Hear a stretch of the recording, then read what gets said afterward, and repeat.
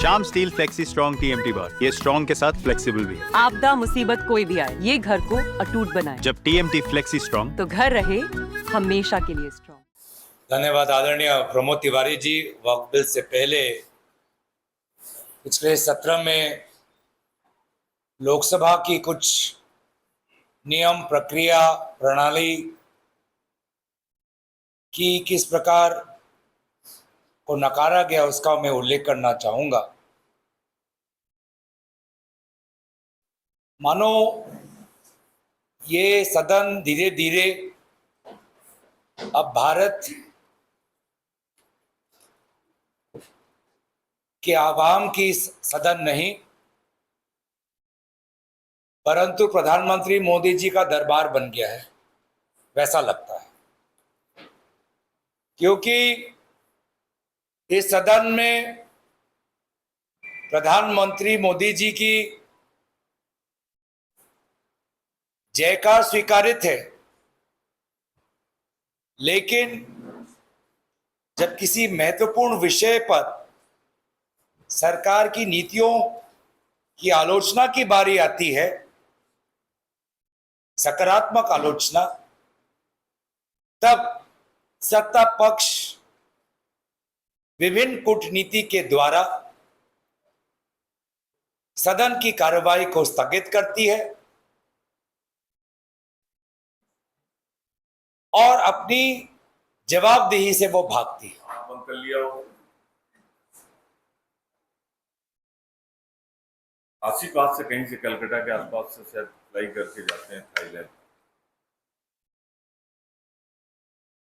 3 hours, मैं आपसे जो कह रहा हूं, 3 आवर्स टाइम निर्धारित था। एलओपी खड़े हुए, उन्होंने कहा साहब इसकी चर्चा कल करा लीजिए।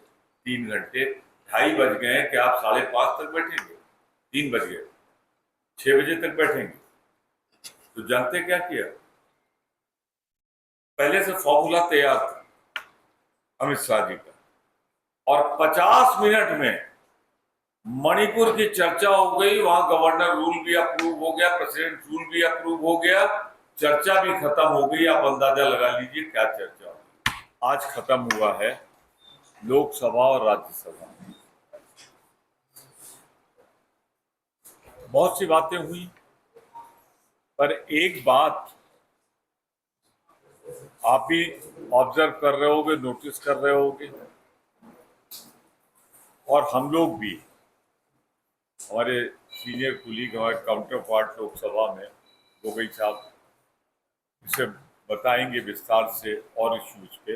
मैं तो सिर्फ ये कहना चाह रहा हूँ, पहली बार मुझे भी 45 ईयर्स हो गए, 45 साल इलेक्टेड पॉलिटिक्स में। रूलिंग पार्टी में था तो देखता था, और अपोजिशन में था तो करता था। सदन हाउस की फंक्शनिंग इंस्टॉल करते हुए अपोजिशन को देखा, हमेशा अपोजिशन करता था। तो उसकी आवाज नहीं सुनी जाती, और बोलना चाहता है वो, अपनी बात रखना चाहता है, जनता की बात रखना चाहता है। तो डिस्टर्बेंस जो होता है हाउस का, मैं जो बात कह रहा हूं उसे क्लियर कर रहा हूं, जो डिस्टर्बेंस होता रहा है अभी तक since Inception of the democracy, वो अपोजिशन की तरफ से होता है। पहली बार रूलिंग पार्टी जो लोकसभा और राज्यसभा में, भारतीय जनता पार्टी, लगता है उसके डीएनए में फासिस्ट और फासिज्म समा गया है। अब आज के विजुअल्स आपके पास होंगे, लोकसभा के, राज्यसभा के, दोनों जगह हम इंतजार कर रहे थे कि हमारे यहाँ चेयरमैन, आपके यहाँ स्पीकर, हमारे यहाँ पहले होता है 0 आवर, आपके यहाँ पहले क्वेश्चन आवर, वो शुरू करें उसके पहले ही अपोजिशन का हमारा जो रोल है वो रूलिंग पार्टी शुरू कर दिया उसने। और मैं अपने बात के समर्थन में खुद राज्यसभा और लोकसभा का टीवी का लाइव प्रसारण आपसे दरखास्त करूंगा, है उसे देकर नहीं होता। उनके बारे में कोई आरोप नहीं लगता, खास तौर से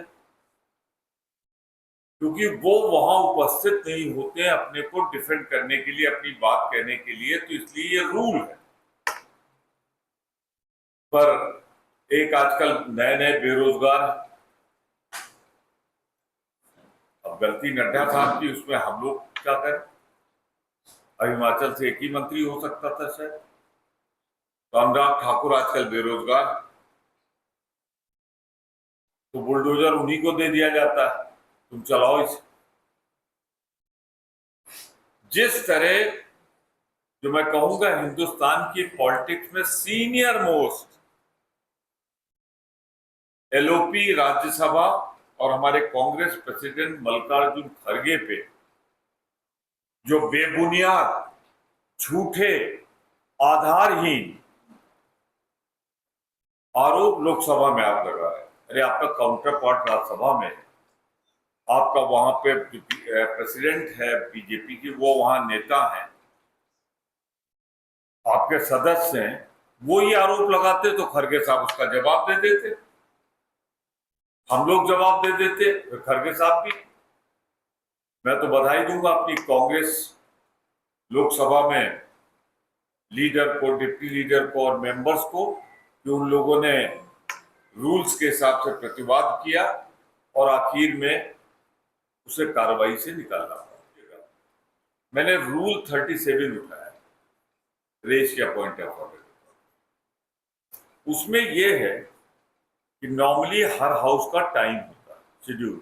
आपके यहाँ 10 से 6 होगा, 11 से 6, राज्यसभा में भी 11 से 6। तो 6 बजे जब एक आध मिनट रह जाता है, एग्जैक्ट 6 बजे चेयर पे जो बैठा होता है वो सेंस ऑफ द हाउस कहा जाता है, उसे लिया जाता है कि हम इसे बढ़ाएं, 1 घंटे बढ़ाएं, 2 घंटे बढ़ाएं, या till the topic is over. नहीं लिया। 8 घंटे की चर्चा थी और 1 बजे से शुरू हो गई, 9 बज गए वो भी।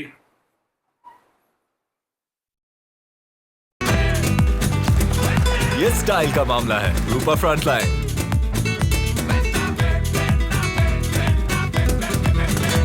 इसीलिए हुआ कि आज डिस्टर्ब किया जाए हाउस को और सैनिटाइज किया जाए। तो वही जो मैंने कहा कि भारतीय जनता पार्टी के अंदर तानाशाही का डीएनए, फासिज्म का डीएनए समा गया है।